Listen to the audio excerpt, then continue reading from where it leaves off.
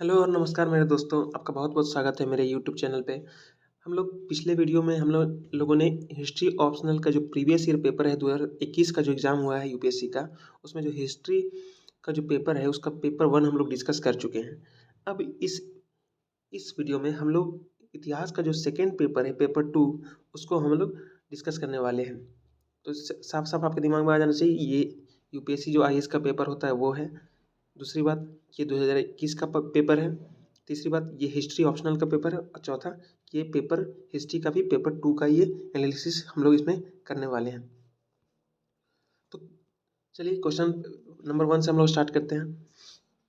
इस वीडियो में हम लोगों ने एक खास चीज़ ऐड की है कि हम लोग इसको सिलेबस के जो टर्मिनोलॉजी इससे मैच करेंगे ना और जो इससे संबंधित होंगे उसको भी मैं आपको बता दिया करूँगा कि ये कहाँ से ये सिलेबस का पार्ट से लिंक्ड है। तो इसलिए आपको कुछ एक्स्ट्रा मदद हो जाएगी प्रिपरेशन में और समझने में भी। तो चलिए हम लोग शुरू करते हैं खंड ए सेक्शन ए से शुरू करते हैं। Question number 1 critically examine the following statements in about 150 words each.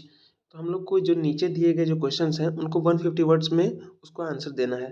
तो 150 160 हो सकता है 140 हो सकता है लेकिन आपको इसी रेंज में रखना है आपको। और इस वर्ड लिमिट को हमेशा ध्यान में रखना है क्योंकि हम लोग कभी कभी फ्लो में 200 वर्ड मान के चलते हैं या फिर 250 वर्ड मान के चलते हैं जो कि उससे हमारा टाइम भी वेस्ट होगा और मेहनत भी वेस्ट होगी। साथ साथ हो सकता है कि निगेटिव इम्पैक्ट डाले जो एग्जामिनर है उसके ऊपर। तो हमें वर्ड लिमिट का हमेशा ध्यान रखना होगा, नहीं तो हमारी सारी मेहनत बेकार जाएगी चाहे हमारे आंसर्स कितने ही अच्छे क्यों ना हो। तो चलिए पहला जो क्वेश्चन है वो ये है कि पाश्चात्य शिक्षा के लागू होने से भारत में अनपेक्षित परिवर्तन हुए। The introduction of western education transformed India in unforeseen ways. इसका हमें क्रिटिकली एग्जामिन करना है जैसे कि ऊपर क्वेश्चन में इंस्ट्रक्शन दे दिया गया है एक ही बार में। तो पाश्चात्य शिक्षा के लागू होने से भारत में अनपेक्षित परिवर्तन हुए। तो अगर हम इसके सिलेबस वाले पार्ट से लिंक करें तो ये जब आप सिलेबस खोलिएगा तो जो पेपर 2 का जो सिलेबस है हिस्ट्री का उसमें आपको सोशल एंड कल्चरल डेवलपमेंट्स मिलेंगे। उसमें एक टॉपिक है ब्लैक रंग से होगा सोशल एंड कल्चरल डेवलपमेंट्स। मैं यूपीएससी के ऑफिशियल सिलेबस के बारे में बोल रहा हूँ। तो उसमें ये देखिए लिखा हुआ है उसके नीचे में ये टॉपिक है उसके नीचे सब टॉपिक में बना हुआ है कि the state of indigenous education it's dislocation orientalist Anglicist controversy The introduction of Western education in India, the rise of press, literature, and public opinion, the rise of modern vernacular literature, progress of science, Christian missionary activities in India। अब चूंकि हमारे ये जो मैंने अभी भी पढ़ा है इसमें सबका सब सिलेबस से लिंक नहीं है लेकिन चूंकि एक टॉपिक मैंने पढ़ लिया इसका इसलिए मैंने इससे संबंधित टोटल सिलेबस आपके सामने बोल दिया ताकि आपके दिमाग में चीज़ें धीरे धीरे आती जाएं कि कौन कौन सी चीज़ें इंपॉर्टेंट हैं कौन कौन से सवाल बन सकते हैं इन सिलेबस के आधार पे। क्योंकि ये बहुत डिटेल सिलेबस है इसमें बिल्कुल टॉपिक वाइज दे दिया गया है सब टॉपिक वाइज भी दे दिया गया है बिल्कुल साफ साफ। तो इसको हमें ध्यान में रखना है इसलिए मैं आपको पूरा सिलेबस पढ़ के बता दिया इसमें। देखिए अब इसमें से क्वेश्चन ये है कि the introduction of western education transformed India in unforeseen ways. तो कैसे ये हुआ बोल रहा है कि जब वेस्टर्न एजुकेशन है इंडिया में आया तो उसने कैसे जो भारत को है उसमें भारत में उसने कैसे अनपेक्षित परिवर्तन किए यानी जो अब तक नहीं हुए थे वो परिवर्तन इसने कर दिए। तो इससे हमें क्या पता चलता है कि वेस्टर्न एजुकेशन वाला जो टॉपिक है वो बहुत ज़्यादा इंपॉर्टेंट है। मैकॉले वगैरह का आपको याद होगा इंग्लिसिस्ट ओरिएंटलिस्ट कंट्रोवर्सी जो है वो तो आपके सिलेबस में भी है ये उससे संबंधित है। तो इन लोगों ने तो वेस्टर्न एजुकेशन को हमारे यहाँ इसको मतलब अप्लाई कर दिया अब इसके प्रभाव क्या हुए उसके बारे में ये पूछ रहा है क्वेश्चन। तो अगली बार जब भी आप पढ़ें तो उसको ध्यान में रखिएगा कि उसके प्रभाव और कारण क्यों इन्होंने लागू किया वेस्टर्न एजुकेशन क्यों उन्होंने इंडियन या फिर वर्नाक्युलर को ज़्यादा प्रमोट नहीं किया। इसके सारे आपको वजह पता होना चाहिए कारण पता होना चाहिए और साथ साथ इसके प्रभाव क्या हुए ये पता होना चाहिए किन्होंने किन किन लोगों ने इसका विरोध किया किन लोगों ने समर्थन किया ये सब आपको पता होना चाहिए। चलिए नेक्स्ट हम लोग बढ़ते हैं। 18वीं सदी की भारतीय राजनीति तथा समाज के संकट के सामान्य अनुभव जहाँ जनजीवन बार बार की लूटपाट की व्यवस्था का शिकार होता था से अलग बदलाव की व्यवस्था को स्थापित करने में टीपू सुल्तान को बहुत कम सफलता मिली। इंग्लिश में पढ़ देता हूँ। Tipu Sultan had little success in setting forth a course of change significantly different from the general experience of 18th century crisis of Indian politics and society where public life tended over and over to become a system of plundering. अब इसमें देखिए question पूछा है इन्होंने टीपू सुल्तान से लेके। अब हम लोग यहाँ पर देखेंगे तो इसमें जो है वो हम लोग जो सिलेबस लिंक कर सकते हैं वो ये है कि ब्रिटिश एक्सपेंशन इन इंडिया, उसको आप अगर उसमें देख लें तो टॉपिक कौन कौन से हैं, Bengal, Mir Jafar and Mir Qasim, the battle of Buxar, Mysore, the Marathas, the three Anglo Maratha wars, the Punjab. ये आपको ब्रिटिश एक्सपेंशन इन इंडिया जो दूसरा नंबर पे टॉपिक है उसके अंतर्गत है ये। साथ साथ हम इसको किस चीज़ से लोकेट कर सकते हैं, इसको हम लोकेट कर सकते हैं सोशल एंड कल्चरल डेवलपमेंट्स, वही जो हमने अभी अभी डिस्कस किया है, और साथ साथ social and religious reform movements in Bengal and other areas. तो चूँकि इसके बारे में क्वेश्चन इसलिए मैं ये बता रहा हूँ कि इन सब चीज़ों से लिंक करता है क्योंकि Tipu Sultan had little success in setting forth a course of change significantly different from the general experience of 18th century crisis of Indian politics and society where people public life tended over and over to become a system of plundering. तो जो उस समय की समाज में उस समय की जो राजनीतिक व्यवस्था जो भारत की थी उसमें जो हो रहा था उससे अलग अगर देखें तो टीपू सुल्तान ने इस मामले में काफ़ी सफलता नहीं मिली। तो इस चीज़ को हमें रेखांकित करना है।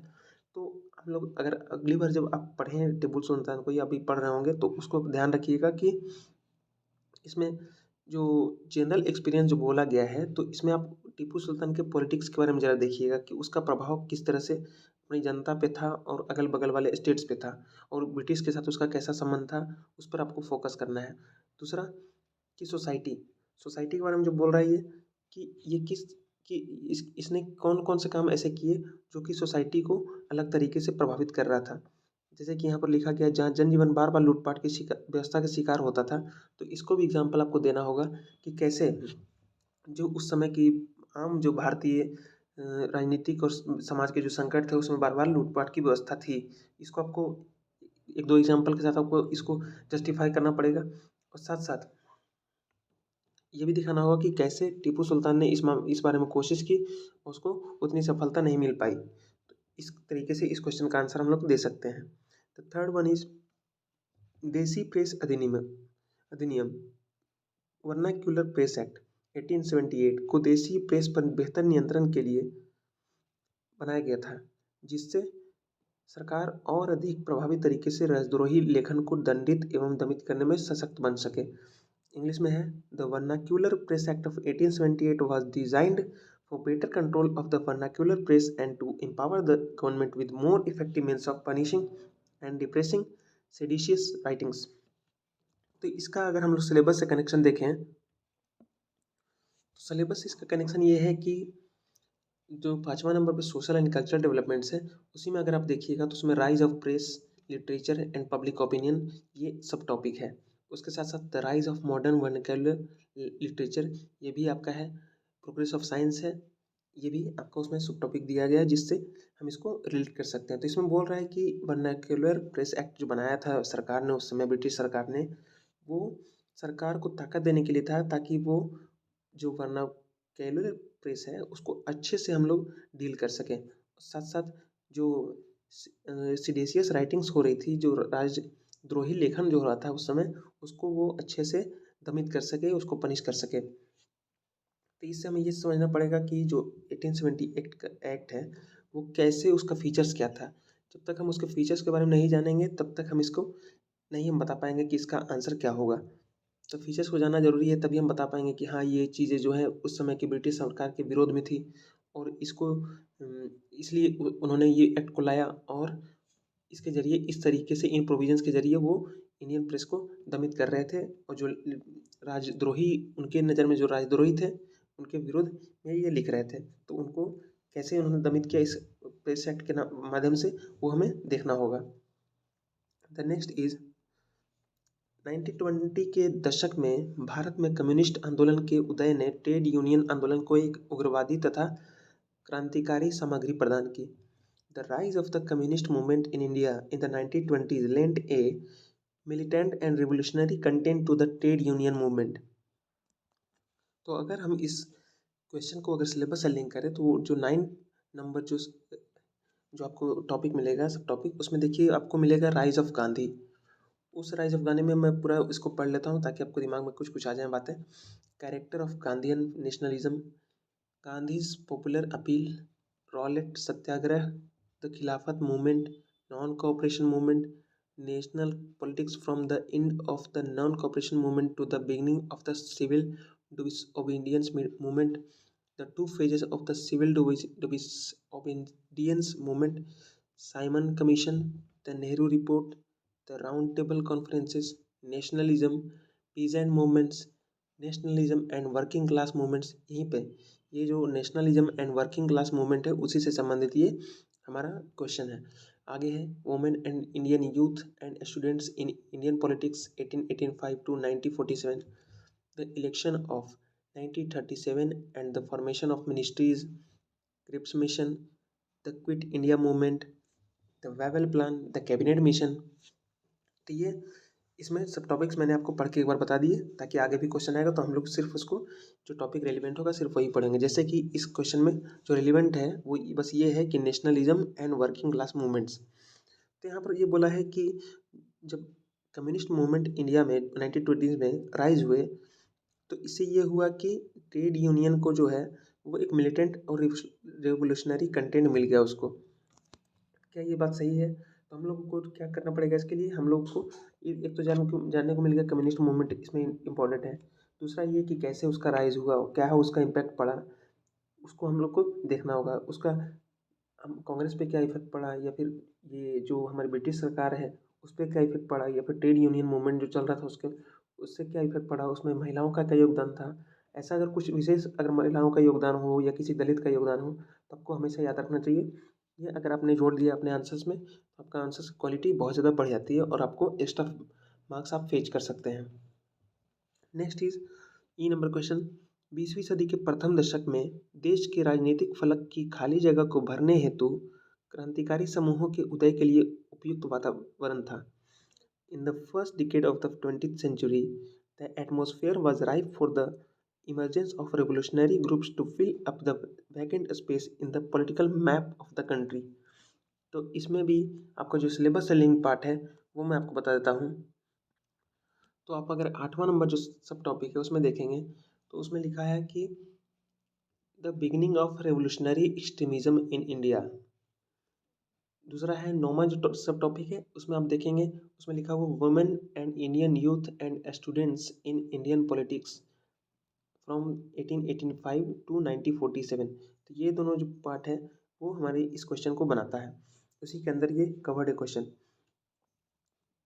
इससे हमें लिंक करने से ये भरोसा होता है कि जो क्वेश्चन पूछे जा रहे हैं वो कहीं आउट ऑफ सिलेबस नहीं पूछे जा रहे हैं, बिल्कुल सिलेबस से लिंक्ड है।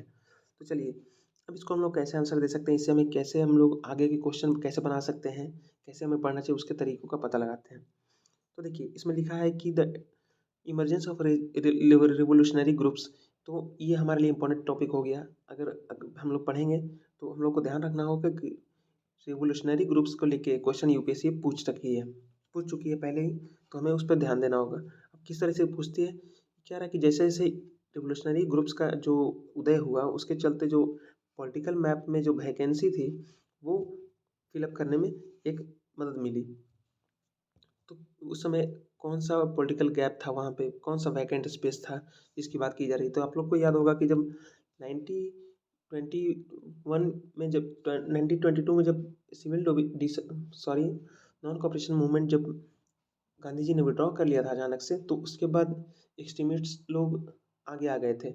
रिवोल्यूशनरी लोग आगे आ गए थे और वो एक्सट्रीमिस्ट टाइप के कार्यों को अंजाम देने लगे थे। तो उसी को यहाँ पर बोला जा रहा है कि जब पॉलिटिकल वैकम था वहाँ पे तो किस तरीके से जो वहाँ पे एटमॉस्फेयर था, यानी कि किस तरीके परिस्थितियाँ जो हैं वो रिवोल्यूशनरी ग्रुप्स को इमरजेंस में हेल्पफुल रही। तो इस तरीके से हमें ये चीज़ पढ़ना होगा। The next is question number 2 का ए नंबर। अनेक शताब्दियों से हाथ से कटे एवं हाथ से बुने हुए सूत तथा कपड़े के क्षेत्र में भारत विश्व में अग्रणी था। अनेक शताब्दियों से अनेक राष्ट्रवादी तथा मार्क्सवादी आलोचकों का मानना है कि अंग्रेजी आधिपत्य ने जानबूझकर भारत के पारंपरिक तथा विश्व प्रसिद्ध हस्तशिल्प को बर्बाद किया। टिप्पणी कीजिए। तो यहाँ पर देखिए इंग्लिश में पढ़ देते हैं। India had been the world leader in the field of hand spun and hand woven yarn and cloth for many centuries. Many nationalist and Marxist critics considered that the British dominion deliberately shattered the traditional and world famous handcrafts of India. Comment. तो इसको हम लोग अगर syllabus से link करें तो syllabus से देखने पर हमें ये पता चलता है कि economic impact of British colonial rule जो कि चौथा टॉपिक है, उसके अंदर जो सब टॉपिक दिए हुए उससे हम लोग इसको अच्छे से रिलेट कर पाएंगे।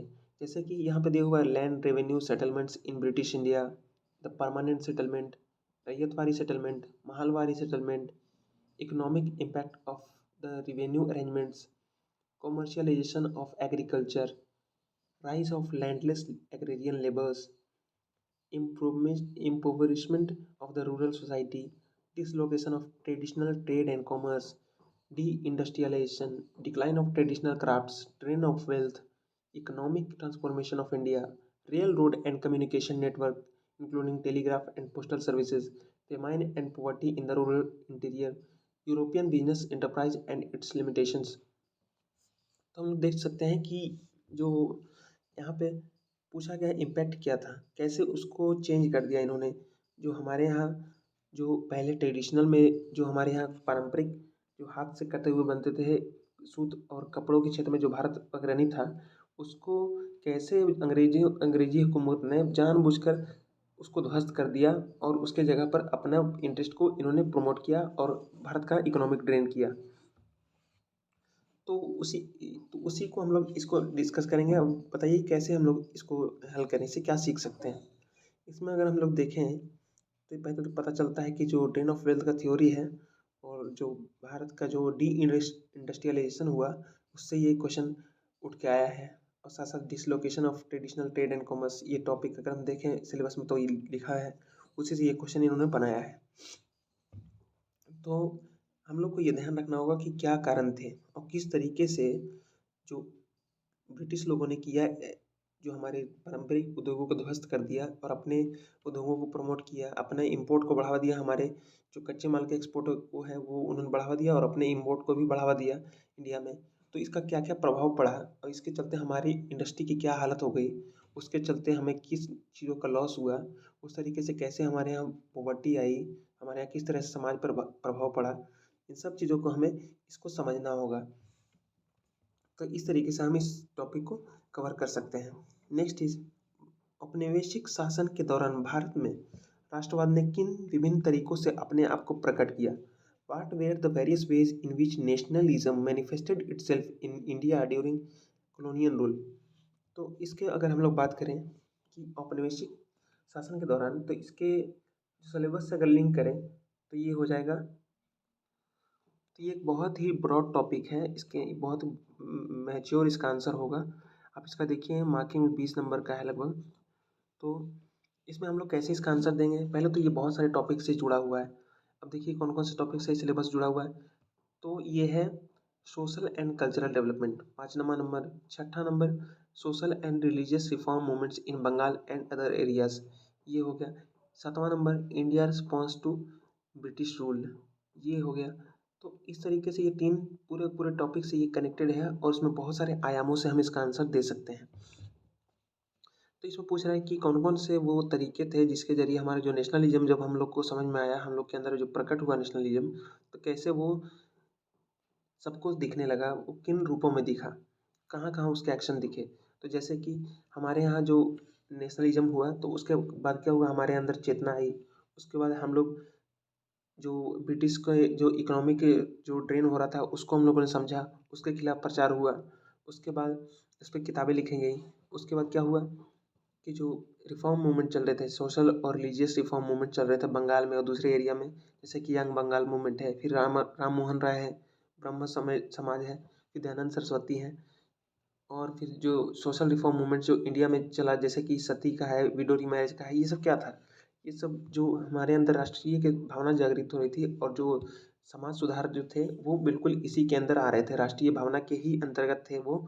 और वो एक टोटल जो चेतना उदय हो रही थी ना राष्ट्रवाद की, उसके अंदर थे कि पहले तो हम लोग अपने लोगों को पहले बराबर करना होगा। जैसे कि अगर लोग ही आपस में लड़ते रहेंगे तो कैसे हम उनको भारत के बारे में बताएंगे कि इससे भी बड़ी कोई आपकी आइडेंटिटी कि आप एक भारतीय हैं।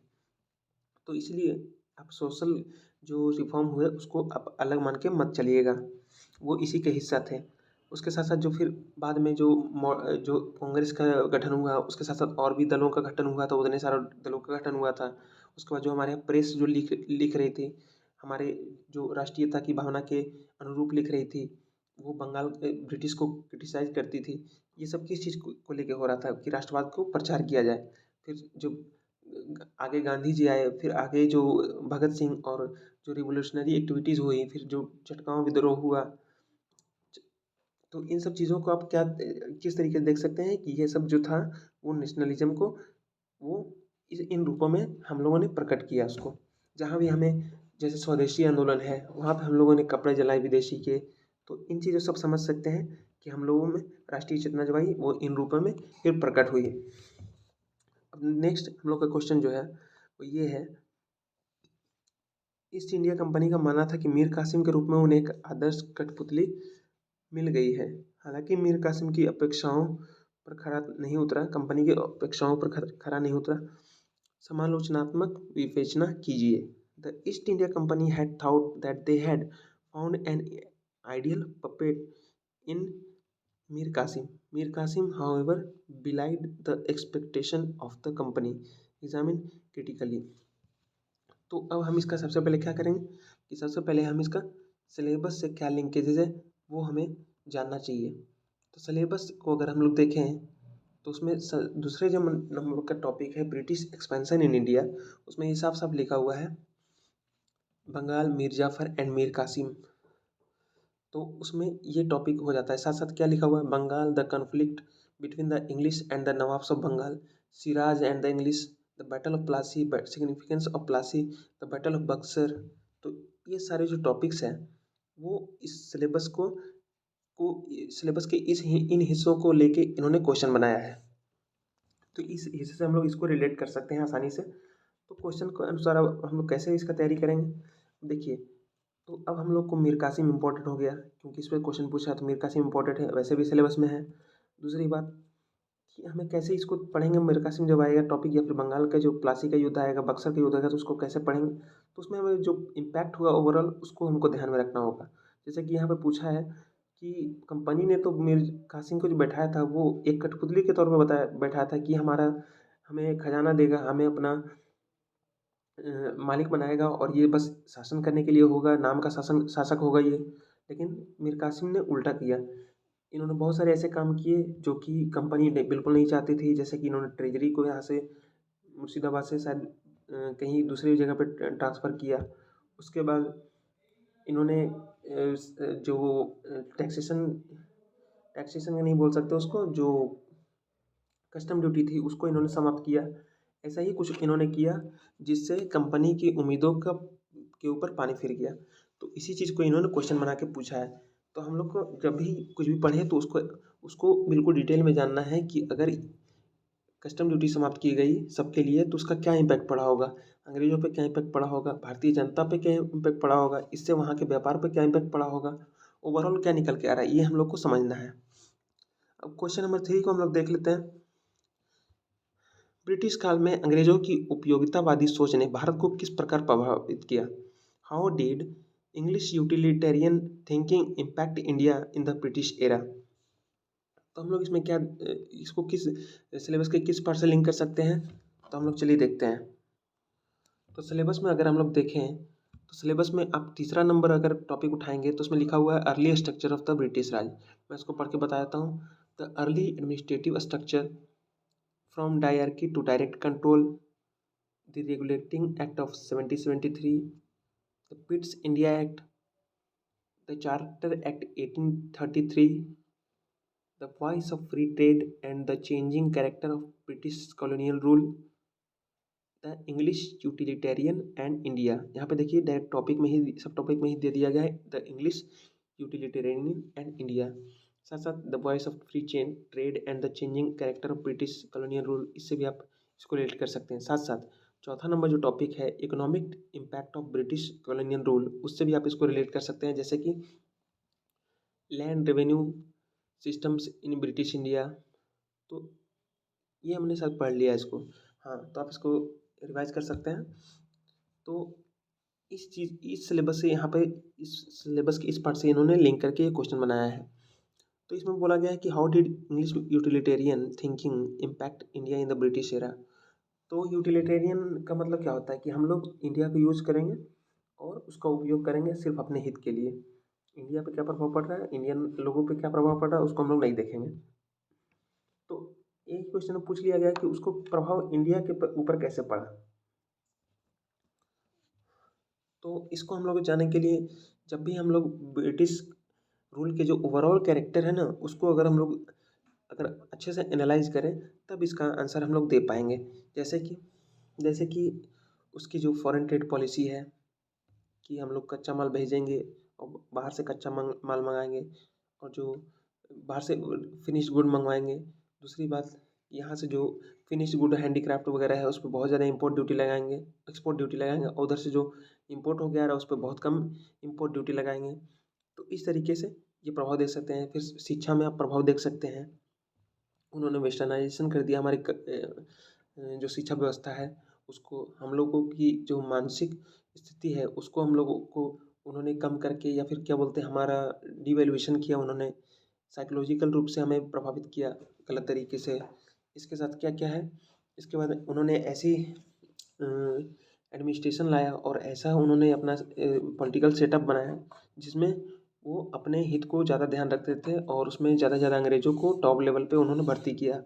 तो इन सब चीज़ों से हमें पता चलता है कि इंग्लिश यूटिलिटेरियन थिंकिंग जो है इन सब तरीक़ों से इंडिया को प्रभावित किया। The next is question is, जिन गांधी जी ने चौरा चौरी हिंसा के मुद्दे पर असहयोग आंदोलन वापस ले लिया था, उन्हीं ने भारत छोड़ो आंदोलन के दौरान लोगों द्वारा की गई हिंसा की भर्त्सना करने से इनकार कर दिया था। क्या आपको लगता है कि गांधी जी अहिंसा के प्रभावशाली होने के विश्वास को खो रहे थे और इसके पद से अलग होने की सोच रख रहे थे? विशद व्याख्या कीजिए। अब इंग्लिश में पढ़ देते हैं। The same Gandhi ji who withdraw the non cooperation movement on the issue of violence at Chauri Chaura refuse to condemn people's violence during the Quit India movement. Do you think that he was losing his faith in the efficacy of non-violence and was willing to deviate from this path? Elucidate. तो यहाँ सीधे सीधे गांधी जी की personal life, मतलब personal character से सवाल पूछ लिया गया है। और हम लोग अगर इसको सिलेबस से अगर लिंक करें तो उसमें आप देख सकते हैं। तो इसमें जो 7वां number India response to British rule है उसमें आप अगर देखेंगे 9th नंबर का सब topic rise of Gandhi, character of Gandhian nationalism, Gandhi's popular appeal. तो इन इन चारों सब टॉपिक से आप इसको अच्छे से रिलेट कर पाएंगे।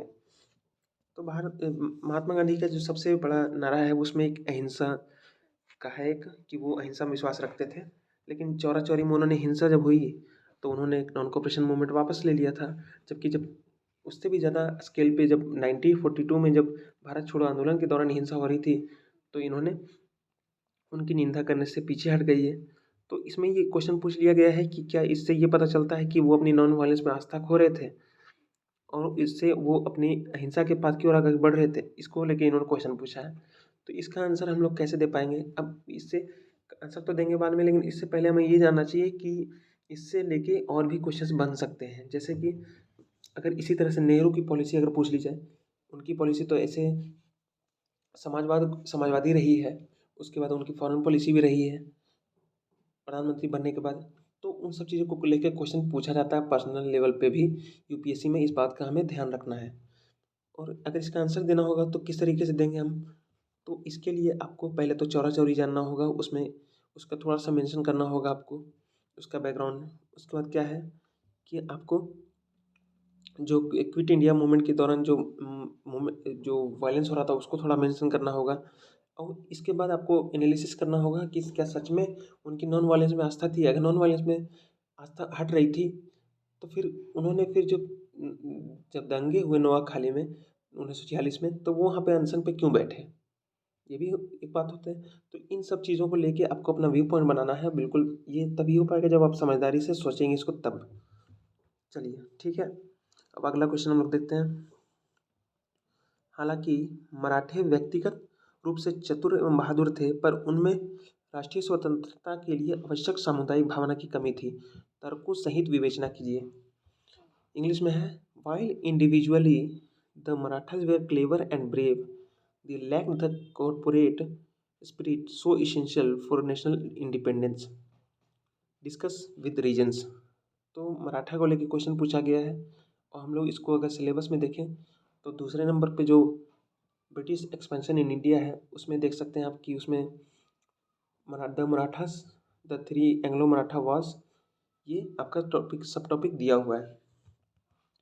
तो कैसा है, तो हम लोग देख सकते हैं कि जो मराठा को लेकर क्वेश्चन बनाया गया है वो किस तरीके से बनाया गया है।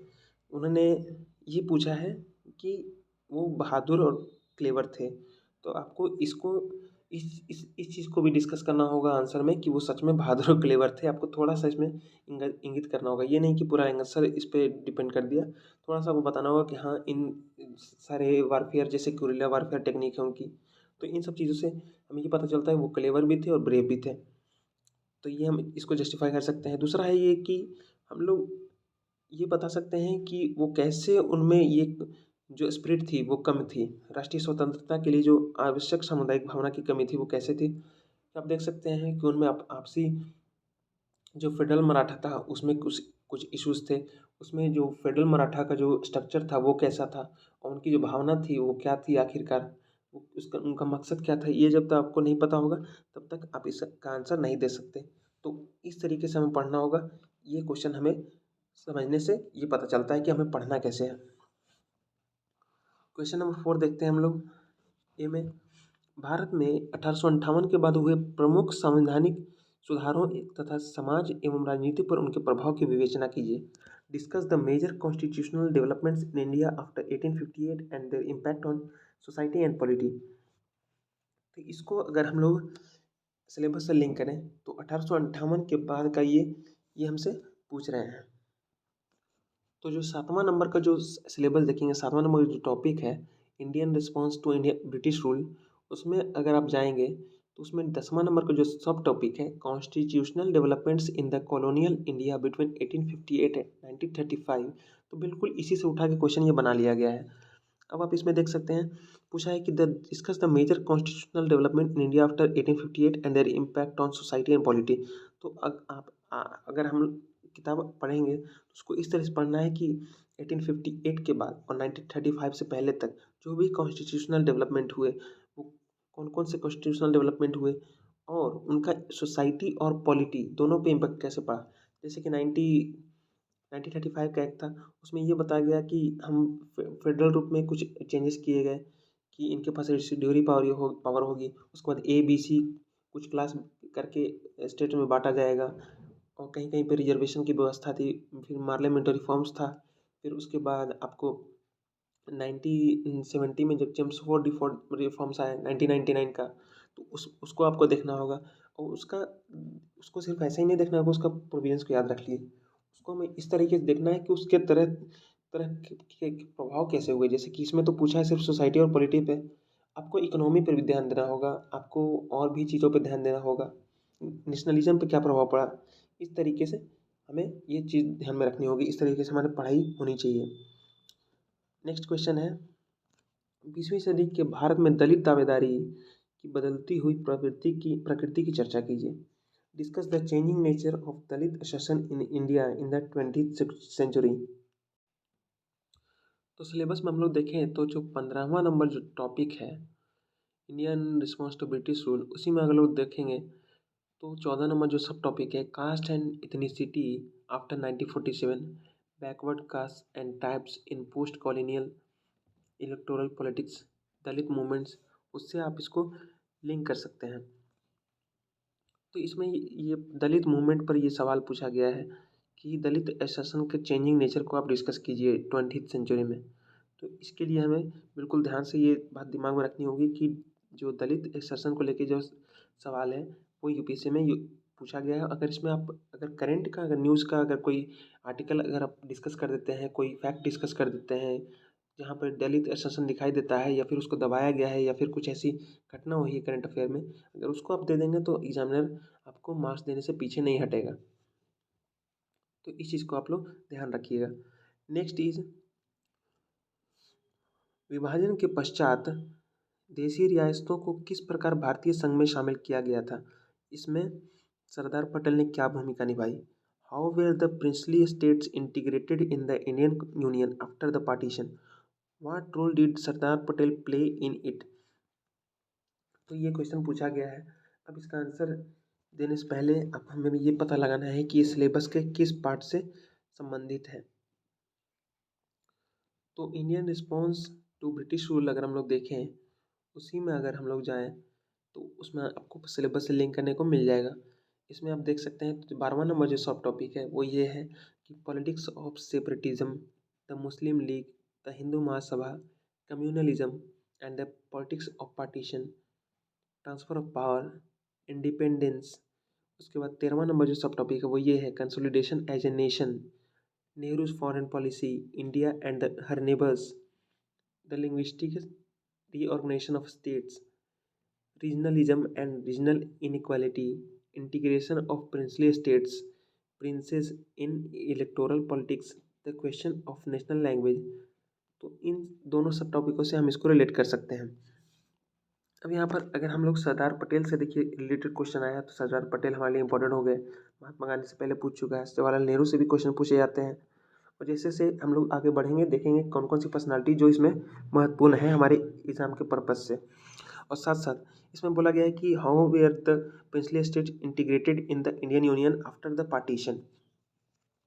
तो प्रिंसली स्टेट कैसे इंटीग्रेट किए गए इंडियन यूनियन में, उसमें सरदार पटेल का क्या रोल था, तो ये बातें हमें समझनी होंगी। जब भी हम पढ़ें तो इस चीज़ को ध्यान में रखें कि उसमें क्या क्या बाधाएं आई, उनमें सरदार पटेल की क्या भूमिका थी और उनमें किन लोगों ने सहयोग दिया, कौन दल इसके विरोध में थे, कौन इसके सपोर्ट में थे, किसका क्या मत था, ये हमें पता होना चाहिए। चलिए नेक्स्ट हम लोग पार्ट बी में चलते हैं, सेक्शन बी में। तो क्वेश्चन नंबर 5 हम लोग पहुंच चुके हैं, जिसमें पूछा गया है कि critically examine the following statements in about 150 words each.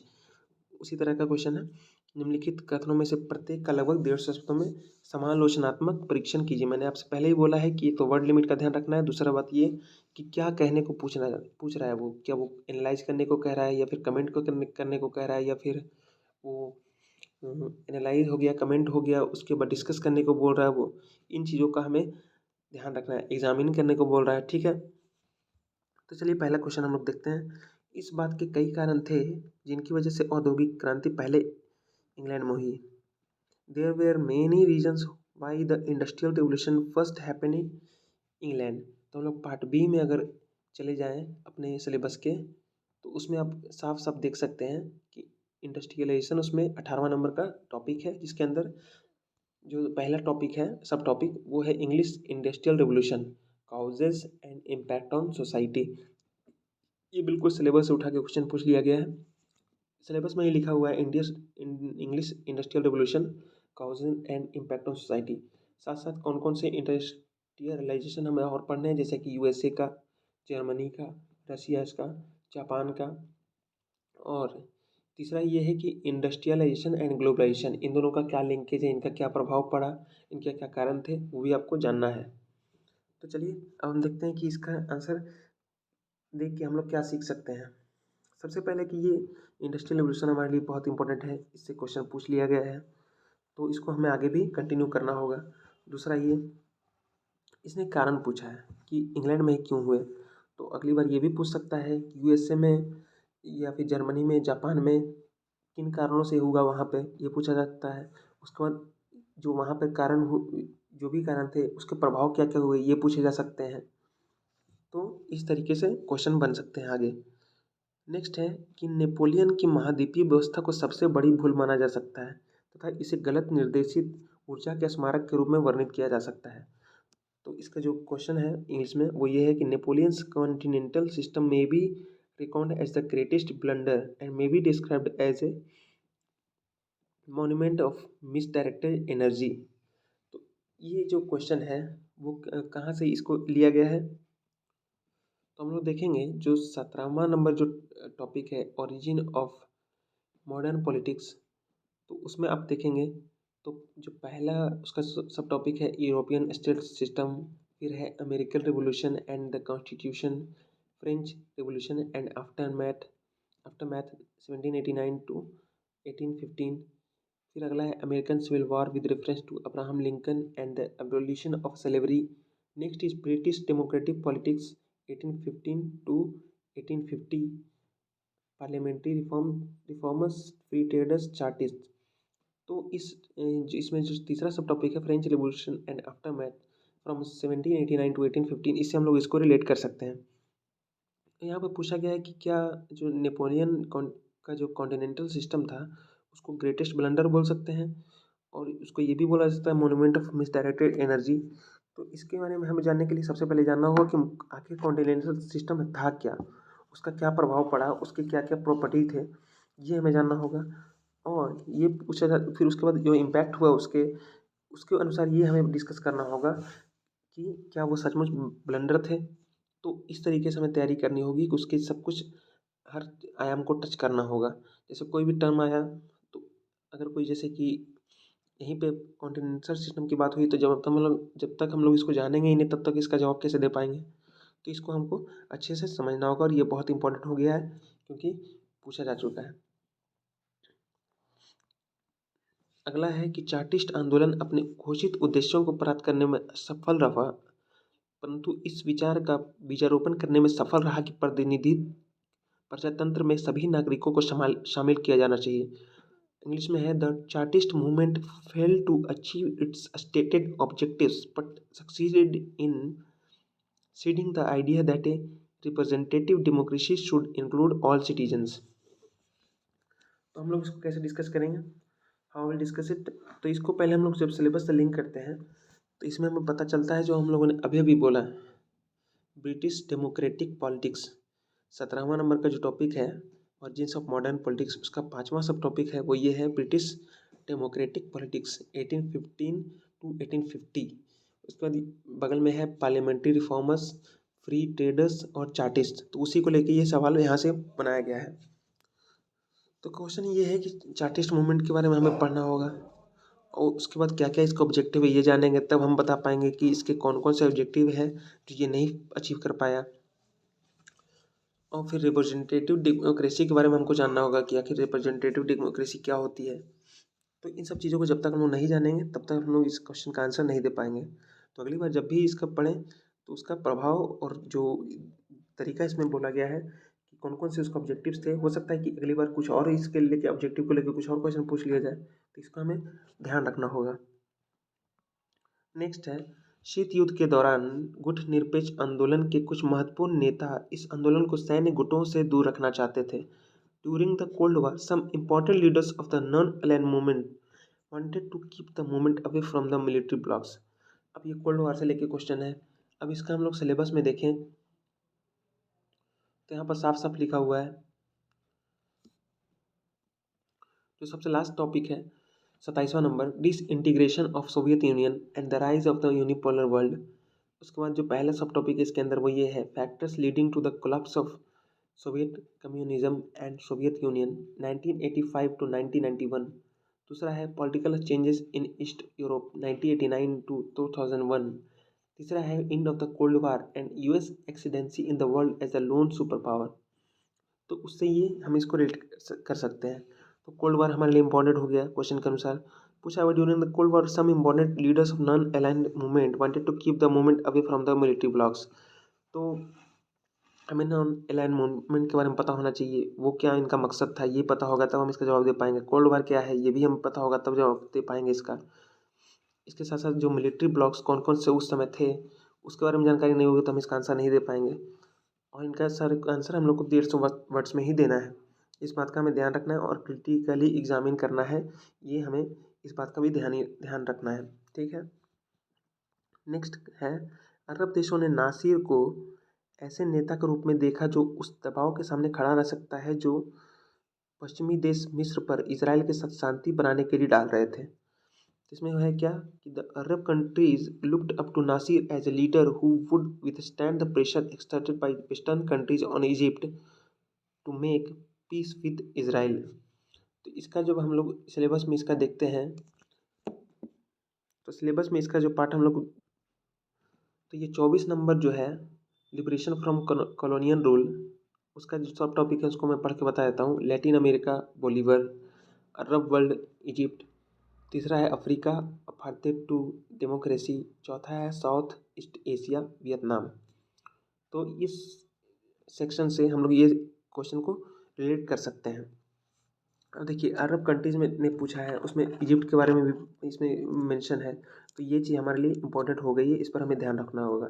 अब ये क्वेश्चन कैसे पूछा है कि अरब देशों ने नासिर को एक ऐसे नेता के रूप में देखा जो उस दबाव के सामने खड़ा रह सकता है जो कि पश्चिम देश मिस्र पर इसराइल के साथ शांति बनाने के लिए डाल रहे थे। तो हमें ये जानना होगा उस समय का जो इसराइल का क्या स्टेटस था, उसके बाद मिस्र के साथ उसके रिलेशन कैसे थे, अरब देश इसराइल के साथ क्या चाहते थे, और इसमें जो वेस्टर्न कंट्रीज है उनकी क्या मंशा थी। जब तक हम लोग इस चीज़ को नहीं समझ पाएंगे तो हम लोग इस क्वेश्चन का आंसर नहीं दे पाएंगे। तो अगर इस तरीके से पढ़ाई करेंगे हम लोग कि इस क्वेश्चन को समझते हुए हम इन जितने भी क्वेश्चन हम लोग डिस्कस किए अभी तक और जो आगे करेंगे उसके अनुसार अगर हम पढ़ाई करें तो हमारी पढ़ाई में बहुत ज़्यादा मदद हो जाएगी। इस बात को बिल्कुल मत भूलिएगा। मेरे बोलने में थोड़ी सी परेशानी हो सकती है क्योंकि मैं उतना बोलता नहीं हूँ, धीरे धीरे सुधर जाएगा स्थिति। लेकिन आप इस बात को बिल्कुल ध्यान में रखिएगा कि आपको प्रीवियस ईयर क्वेश्चन को नहीं छोड़ना है, ना प्रीवियस ईयर क्वेश्चन को, ना सिलेबस को, ना टॉपर से जो टिप्स मिलते हैं, जो आपको सीनियर से टिप्स मिलते हैं, उन लोगों को बिल्कुल इंक्लूड करते हुए जो आपके अनुसार हो, आपके लायक हो, आप जिसको अडॉप्ट कर सकें उसके अनुसार आपको बढ़ना है। साथ साथ आपको इंटरव्यू भी डेली देखना चाहिए, एक जो दृष्टि आईएएस हो या फिर कोई वाजीराम हो, कोई भी ऑनलाइन इंटरव्यू जो आईएएस का होता है वो आपको देखने चाहिए ताकि आप डेली की डेली लाइफ में अपने आप को उसके अनुसार ढाल सकें। इससे आपकी जो प्रिपरेशन होगी ना बिल्कुल सब तरीके से अच्छी होगी। अब क्वेश्चन नंबर 6 है, उसका ए नंबर है कि प्रबुद्धता के युग में क्या प्रबुद्ध था। What was enlightened about the age of enlightenment. अब इसका जो क्वेश्चन है सीधे सीधे कहाँ से पूछ लिया गया है, 16वां नंबर जो सब टॉपिक है उससे पूछ लिया गया है, इनलाइटनमेंट एंड मॉडर्न आइडियाज़। उसका जो पहला सब टॉपिक वो ये है, major ideas of enlightenment, Kant Rousseau. Second is spread of enlightenment in the colonies. Third is rise of socialist groups up to Marx, spread of Marxian socialism. तो इस syllabus के पार्ट से हम लोग इसको रिलेट कर सकते हैं। तो इसमें क्वेश्चन पूछ लिया गया कि what was enlightened about the age of enlightenment, प्रबुद्धता के युग के बारे में क्या प्रबुद्ध था। तो इसके बारे में क्या धारणा थी लोगों की या फिर समाज की या फिर पूरे के पूरे हमारे चेतना की, उसके बारे में ये पूछा है कि इनलाइटनमेंट में क्या ऐसा चीज़ था जो इतना पॉपुलर है। तो जब तक हम लोग इनलाइटनमेंट को नहीं जानेंगे, नहीं समझेंगे, हम लोग इस क्वेश्चन का आंसर नहीं दे पाएंगे। साथ साथ इसके क्या क्या प्रभाव हुए वो हमें जानने होंगे, और इसके साथ साथ कारण भी हम लोग को जान लें तो हो सकता है अगले साल कारण में पूछ लिया जाए। और ख़ास करके जो सिलेबस में दिया गया है कांट रूसो, इसमें तो इन लोगों ने 2 राइटरों का नाम ही मेंशन कर दिया है, तो इसको हमें ज़रूर देखना चाहिए कि इन लोगों का क्या रोल था इसमें। साथ साथ कॉलोनी में कैसे फैला ये उसको भी हमें ध्यान में रखना चाहिए। अगला जो है वो ये है, 1840 के दशक में यूरोप में आई क्रांतिकारी लहर के कारण एवं परिणाम क्या थे। बहुत straightforward question. What were the causes and consequences of the revolutionary upsurge of the 1840s in Europe. अब देखिए इसको अगर हम लोग सिलेबस से लिंक करें तो यहाँ पर मिलेंगे हमें, अब हम लोग को जाना होगा सिलेबस के पार्ट 19 में, उसमें लिखा गया है कि नेशन स्टेट सिस्टम।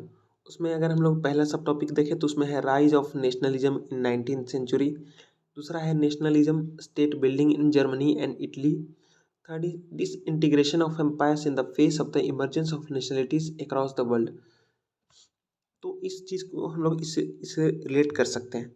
तो अगर हम लोग आगे से पढ़ेंगे तो हम लोग को किसी भी चीज़ के कारण परिणाम, मैं पहले से बोलता आ रहा हूँ बार बार कि कारण और परिणाम जरूर देखें, और कारण हर एक दिशाओं से देखें, सामाजिक और आर्थिक और वैचारिक सारी तरह के कारण देखें।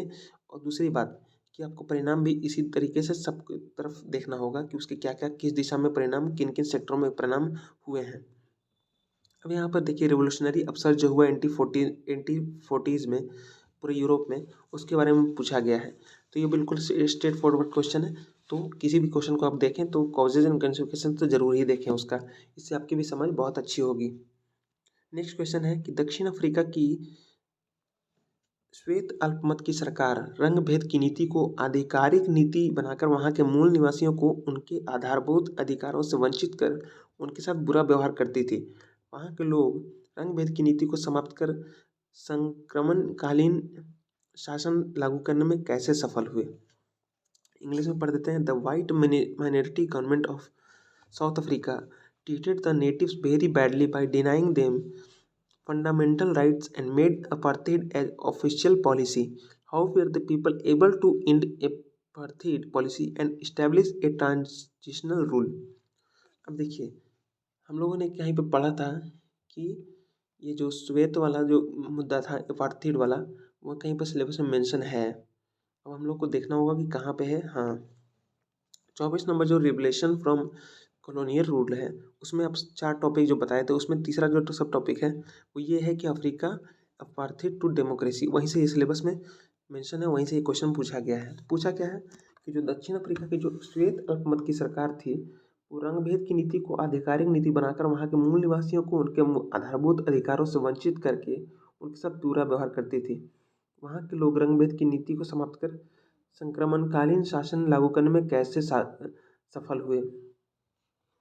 तो हमें ये पहले जानना होगा कि जब भी हम पढ़ें तो ये जाने कि आखिरकार साउथ अफ्रीका में ये नीति कैसे आ गई, कैसे वहाँ पर इतनी पॉपुलर हो गई, और कहीं तो देश में नहीं फैली, और भी जगह लोग काले लोग थे लेकिन क्यों नहीं फैली वहाँ पे। ये हमें बिल्कुल क्रिटिकल थिंकिंग करनी ही चाहिए। दूसरी बात ये है कि हम लोग को ये जानना चाहिए कि उन लोगों ने कैसे इसको पॉलिसी के रूप में अडॉप्ट किया, और कैसे इससे जो वहाँ के जो काले लोग थे उनकी फंडामेंटल राइट्स का कैसे हनन हुआ, ये हमें पता करना होगा। उसके साथ साथ हमें ये जानना होगा कि कैसे उन लोगों ने संघर्ष करके इस नीति का अंत किया और फिर अपने यहाँ संक्रमणकालीन यानी कि ट्रांजिशनल रूल को इस्टेब्लिश करने में सफल हुए। तो जब अगली बार हम लोग पढ़ें तो जब हम लोग के पास ये जो प्रीवियस ईयर का जो खजाना है वो हमारे पास होगा, तो हम लोग बिल्कुल टू द पॉइंट वहाँ पे हम लोग फोकस कर पाएंगे और उसी के अनुसार नोट्स बना पाएंगे। क्वेश्चन नंबर 7 है, हम लोग देखें तो ये है कि विभिन्न राष्ट्रों में राष्ट्रवाद के उदय ने उन श्रृंखलाओं को विखंडित कर दिया जो आधुनिक यूरोप के साम्राज्यों को एक साथ बांधी हुई थी। विवेचना कीजिए। The rise of nationalism across nations shattered the chains which held together the empires of modern Europe. Discuss. अब हम लोग कैसे देखेंगे इसको पहले हम लोग को सिलेबस से लिंक करना है। तो सिलेबस से अगर लिंक करेंगे तो उसमें 19वां नंबर और जो 20वां नंबर टॉपिक है नेशन स्टेट सिस्टम, दूसरा है इम्पीरियलिज्म एंड कॉलोनियलिज्म, तो उससे हम लोग इसको लिंक कर सकते हैं। तो इसको लिंक करने के बाद अगर हम, चूँकि मैं पहले ही बता चुका हूँ इसलिए मैं दोबारा डिस्कस नहीं करने वाला हूँ इसको, आप लोग इसको ध्यान में रखिएगा। और वैसे भी सिलेबस हम लोग को दिमाग में हमेशा याद हो जाना चाहिए। तो क्वेश्चन ये है कि the rise of nationalism across nations shattered the chains which held together the empires of modern Europe. Discuss. अब आप बताइए कि इसमें कैसे हम लोग इसका आंसर देंगे, जब तक हम लोग को नेशनलिज्म जो कैसे पैदा हुआ वो नहीं पता होगा। तो एक तो हमें उसके कारण जानने चाहिए, नेशनलिज्म के मैं पहले ही बताया हूँ, और उसका तो उसके प्रभाव क्या क्या हुए। तो प्रभाव में तो ये प्रभाव हुए कि उसके बाद जो यूरोप के जो साम्राज्य थे एक साथ जो बंधे हुए थे वो एक से एक के बाद एक टूटते चले गए, तो ये उसका प्रभाव हुआ। अभी टोटल स्टोरी हम लोग को जब किताब में देखने को मिलेगी तो हम लोग अच्छे से इसको डिस्कस कर पाएंगे, क्योंकि हमें पता है कि ये पीछे पूछ लिया जा चुका है, आगे भी पूछा जा सकता है, और उसको हम लोग डिफरेंट एंगल से उसको समझने की कोशिश करेंगे। वो जब आप स्टोरी पढ़ेंगे तो आप खुद वो एंगल निकाल लेंगे, ऐसे डायरेक्टली सोचना उतना आसान नहीं है। 7 क्वेश्चन नंबर 7 का बी में अब हम लोग देख लेते हैं। आसान भी नहीं है, और दूसरा बात कि वो इरेलीवेंट हो सकता है कि हम लोग कुछ भी सोच सकते हैं इसके बारे में। तो जब सामने क्वेश्चन, जब हम लोग किताब हम उसका पढ़ेंगे तब हम लोग आसानी से उसके बारे में सोच सकते हैं। द नेक्स्ट इज अमेरिकी गृह युद्ध के बारे में है। तो सिलेबस से हम अगर इसको लिंक करें तो इसमें जो क्वेश्चन पूछा गया है कि अमेरिकी गृह युद्ध में उत्तर की विजय के अनेक परिणाम हुए, उनमें से कुछ प्रत्यक्ष तथा स्पष्ट थे। हालांकि अमेरिका के विकास पर इसके अप्रत्यक्ष प्रभाव संभवतः ज़्यादा महत्वपूर्ण थे। टिप्पणी कीजिए। इसको इंग्लिश में देख लेते हैं। In the American civil war the victory of the north had many consequences. Some of them were direct and obvious. However, its indirect effects on American development were perhaps even more important. Comment. तो इसको हम लोग जब syllabus से link करते हैं तो syllabus में जब आप 70 नंबर टॉपिक में जाएंगे, ऑरिजिन्स ऑफ मॉडर्न पॉलिटिक्स, उसमें देखिए क्या क्या है। यूरोपियन स्टेट सिस्टम है, American revolution and the constitution है, French revolution and aftermath है, American civil war with difference to Abraham Lincoln and the evolution of slavery. आप ये देख सकते हैं, ये टॉपिक में हमारे है। तो इससे हम उसको लिंक कर सकते हैं। चौथे जो है American civil war with reference to Abraham Lincoln and the evolution of slavery, इससे हम इसको लिंक कर सकते हैं। तो इसमें हम लोग कैसे इसको आंसर देंगे कि अमेरिकन सिविल वॉर हमारे लिए इंपॉर्टेंट हो गई। उसके बाद ये बोला है कि अमेरिकन सिविल वॉर में क्या क्या हुआ, ये हम जानेंगे तब इसका आंसर दे पाएंगे। इसमें देखिए क्वेश्चन कैसे बनाया गया है। The victory of the north had many consequences. तो हमें उसमें ये ध्यान रखना होगा जब पढ़ेंगे कि विक्ट्री ऑफ नॉर्थ के बारे में क्वेश्चन पूछा था, तो वो हमें पॉइंट दिमाग में रखना होगा। सम ऑफ द फिर डायरेक्ट एंड ऑब्वियस। अब उन जब विक्ट्री हुई नॉर्थ के ऊपर, उस नॉर्थ की जब विक्ट्री हुई तो उसके कई सारे परिणाम थे। उसमें कुछ डायरेक्ट थे और इनडायरेक्ट थे। इसमें देखिए दोनों तरह के परिणाम की चर्चा की गई है क्वेश्चन में। However its indirect effects on American development were perhaps even more important. तो अमेरिकन डेवलपमेंट पर इसका क्या प्रभाव पड़ा, डायरेक्ट रूप से भी और इनडायरेक्ट रूप से भी, वो दोनों हम लोग को साफ साफ पता होना चाहिए, तब हम इसका आंसर दे पाएंगे। तो इस तरीके से आप देख सकते हैं कि सिर्फ प्रभाव ही नहीं, प्रभाव भी दो तरह के हैं, उसके बारे में क्वेश्चन पूछा गया है और हमें बिल्कुल इसका अच्छे से आंसर देना होगा। साथ साथ एक चीज़ और ध्यान देना होगा आपको, यहाँ पर क्रिटिकली एग्जामिन नहीं बोला गया है, यहाँ पर कमेंट करने के लिए बोला गया है। दूसरी बात, यहाँ पर 10 नंबर का क्वेश्चन नहीं है, ये 20 नंबर का क्वेश्चन है। तो आप लोग समझ सकते हैं कि इसका 250 शब्द में इसका चर्चा करना होगा। द नेक्स्ट इज क्रांतियाँ चाहे वह रूस की हो या चीन की, एक देश में परिवर्तन लाने का खतरनाक रास्ता है। टिप्पणी कीजिए। रेवोल्यूशंस वेदर इन रशिया और in China are a disastrous way of transforming a country. तो चलिए हम लोग देखते हैं कि सिलेबस को कहाँ से हम लोग लिंक कर सकते हैं। तो सिलेबस में देखते हैं हम लोग, तो 21 नंबर जो टॉपिक है रिवोल्यूशन एंड काउंटर रिवोल्यूशन, उसमें अगर देखेंगे 4 सब टॉपिक है। पहला है 19th सेंचुरी यूरोपियन रिवोल्यूशंस, दूसरा है the Russian revolution of 1917 to 1921, third है fascist counter revolution Italy and Germany, fourth है द चाइनीज रिवोल्यूशन ऑफ 1949। तो इसको अगर हम लोग देखें तो ये बोला जा रहा है कि रिवोल्यूशन जो थे रशिया में हो चाहे चाइना में, वो किसी भी कंट्री को ट्रांसफॉर्म करने का एक बहुत खतरनाक वे है। तो सबसे पहले हम लोग जान देंगे कि इन क्रांतियों, रशिया और जो चाइना में क्रांतियाँ हुई वो किन किन कारणों से हुई, उसके प्रभाव क्या क्या थे और उसके मीडियम क्या थे, उसको मतलब क्रांति जो हुई उसको लाने का तरीका क्या था। जैसे हमारे यहाँ क्रांति किस तरह की हुई थी, एक तो 1857 क्रांति थी, तो वो पूरी तरह से सत्ता पलट करने की तैयारी थी, लेकिन उससे हुई नहीं। बाद में गांधी जी आए, उसके बाद 1947 में हमें आज़ादी मिल गई शांतिपूर्वक, थोड़ी मोड़ी ब्लड शेड हुई, लेकिन वो बहुत कम हुई एज़ कम्पेरिजन टू और अलग जो अगर देश में हम लोग देखें और अपनी देश की आबादी को देखें तो उसके कंपेरिजन में मैं बात कर रहा हूँ।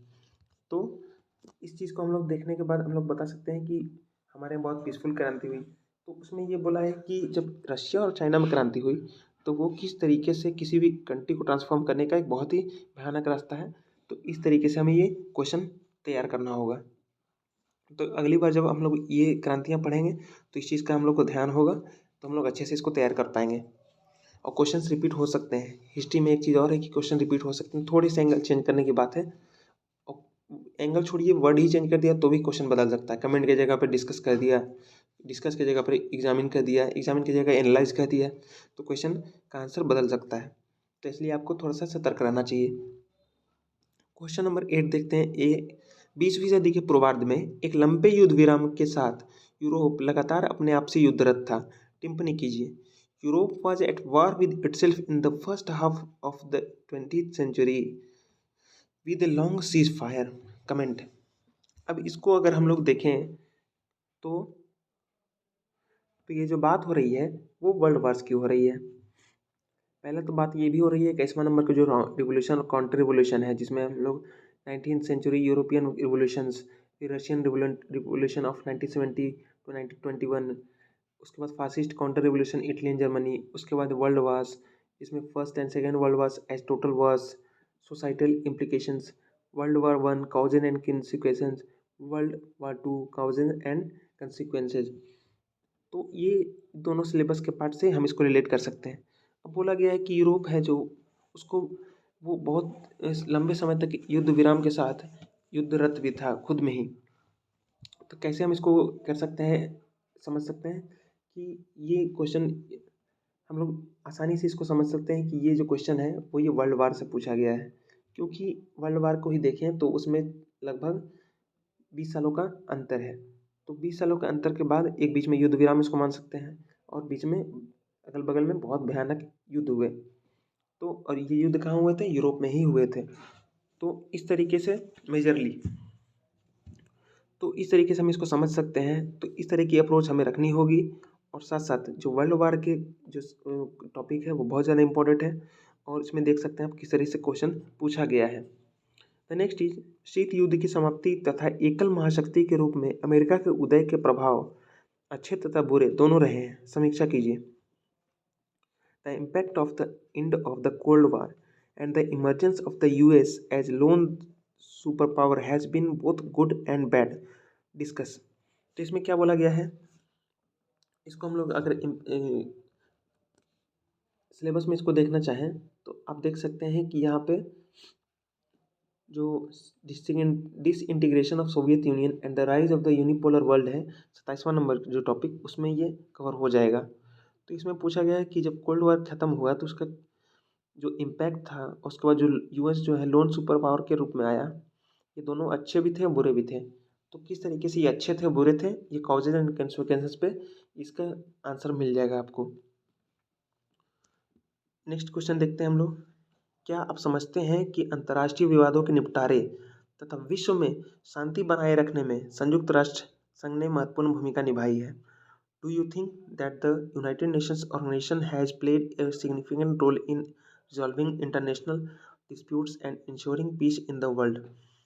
इसको हम लोग अगर देखें तो क्या इसका जो हम लोग अगर सिलेबस में इसका हम लोग देखें किस पार्ट से रिलेट कर सकते हैं, तो आप ये देख सकते हैं कि ये आपकी 26 नंबर का जो यूनिफिकेशन ऑफ यूरोप है उसके अंदर इसको कवर कर सकते हैं। जैसे कि उसमें है पोस्ट वॉर फाउंडेशंस, इसी एक वर्ड में सब कुछ आ जाता है। पोस्ट वॉर फाउंडेशन में क्या हुआ कि यूएन बना, तो यूएन बना तो इसमें कवर हो जाएगा। और ऐसे भी इसको हम पूरा पढ़ लेते हैं। Post war foundations, NATO and European community, consolidation and expansion of European community, European union. तो इसमें बोला गया है कि यूनाइटेड नेशंस जब बना है तो उसने एक बहुत इंपॉर्टेंट रोल प्ले किया है बड़े बड़े जो इंटरनेशनल डिस्प्यूट थे उसको रिजॉल्व करने में और विश्व में शांति लाने के लिए। तो क्या ऐसा सच में हुआ है? इसमें अगर हम लोगों ने अगर करेंट का मैटर डाल दिया, जैसे कि आप देख सकते हैं चाइनीज एग्रेशन हो रहा है, फिर उसके बाद रशिया ने क्रीमिया पे रशिया ने यूक्रेन पे हमला कर दिया, क्रीमिया को एनेक्स कर लिया। तो इन तरीके से हम लोग देख सकते हैं कि इन मामलों में तो फेल रहा है, लेकिन साथ साथ अगर हम देखें कि 17 इसकी स्पेशलाइज एजेंसीज हैं जो विभिन्न सामाजिक और आर्थिक सेक्टर में पूरे विश्व की मदद कर रही हैं, और इसके खुद का पीस फोर्स भी होता है, शांति जो बल है इसका यूएन का, तो वो अलग अपना रोल निभा रहा है। तो इस तरीके से अगर देखेंगे तो अच्छे भी हैं बुरे भी प्रभाव हुए हैं इसके, तो उसी को एनालाइज करते हुए हमें इसका जवाब देना है। इसमें करंट अफेयर आपका बहुत भूमिका निभाएगा। अगर आपने करंट के अगर 2-4 अगर एग्जाम्पल दे दिए तो फिर आप पे नंबर्स एक्स्ट्रा मिल जाएंगे आपको।